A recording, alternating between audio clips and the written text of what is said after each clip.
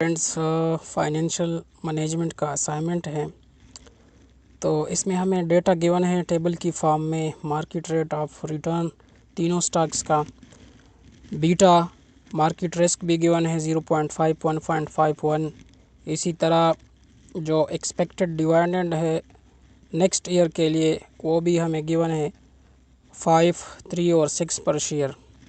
इसी तरह growth rate भी हमें गिवन है और मार्केट प्राइस भी, यानी मार्केट में ये अभी किस प्राइस पे अवेलेबल है कौन सा शेयर, तो वो भी हमें गिवन है।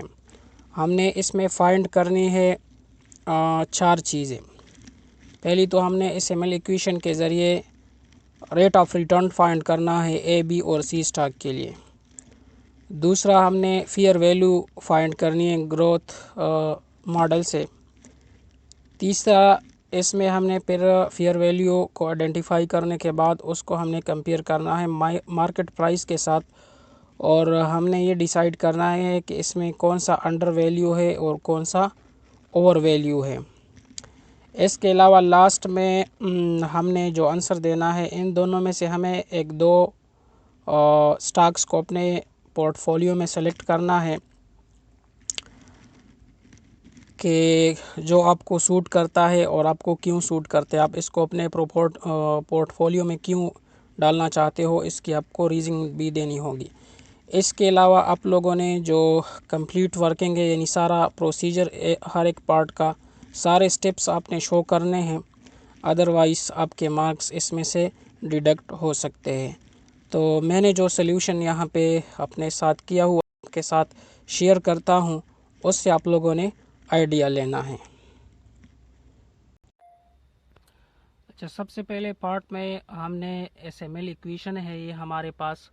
तो इस एम एल इक्वेशन में हमारे पास ये आर एफ, आर एम और बीटा यूज़ होता है।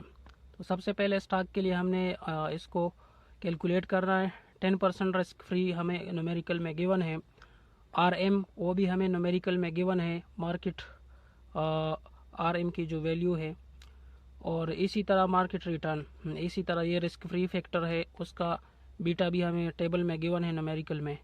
तो इन सब को हमने कैलकुलेट किए, हमारे पास ये वैल्यू आती है 11%। ये risk of return, rate of return हमारे पास आता है। इसी तरह बी स्टॉक के लिए हमारे पास जो रेट ऑफ रिटर्न आता है वो 14.5 है, और सी के लिए इसी तरह हमने कैलकुलेट किया है तो वो 12.5% आता है। इसके बाद जो नेक्स्ट पार्ट है उसमें हमने फेयर वैल्यू फाइंड करनी है। तो उसके लिए हमारे पास ग्रोथ का फार्मूला है divide by R F plus R M minus R F, और जिस स्टॉक की कैलकुलेशन हम करते हैं उसकी बीटा वो हमने इसमें पुट करनी है, और ये ग्रोथ रेट को हमने इससे माइनस करना है। तो इसी तरह हमने कैलकुलेशन की है वैल्यूज पुट करके। तो ये तो हमारे पास ऑलरेडी मालूम है 11% है।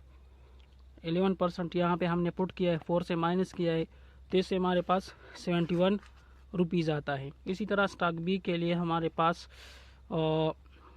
ये फैक्टर हमें मालूम है 14 है, और इसको हमने माइनस किया है, तो इससे हमारे पास 35 आती है। इसी तरह स्टॉक सी के लिए हमने कैलकुलेट किया है तो वो हमारे पास 40 आती है।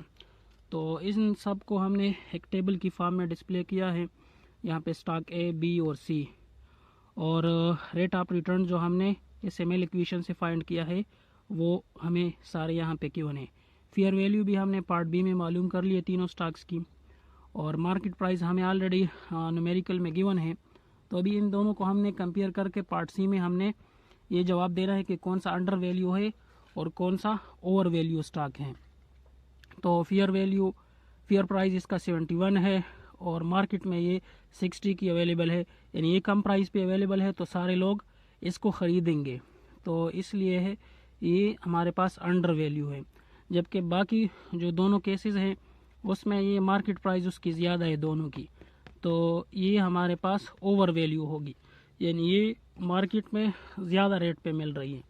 तो पार्ट डी में हमने अभी पार्ट ए को तो हम इसलिए शामिल करेंगे कि क्योंकि ये सबसे सस्ता है तो हम इसको ख़रीदेंगे, और इसी तरह ए एंड सी को हम पोर्टफोलियो में शामिल कर लेते हैं क्योंकि स्टॉक बी का जो मार्केट प्राइस है वो उसमें वेरिएशन बहुत ज़्यादा है, वो बहुत यानी महंगा है इसकी निस्बत सी की निस्बत।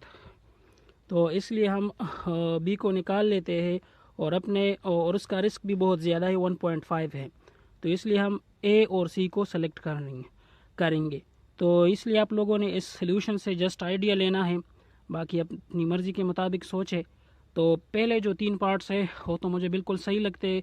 कैलकुलेशन में कोई गलती हुई हो तो आप लोगों ने मुझे ज़रूर कमेंट सेक्शन में बतानी है, और वीडियो को लाइक करें, शेयर करें, चैनल को सब्सक्राइब करें।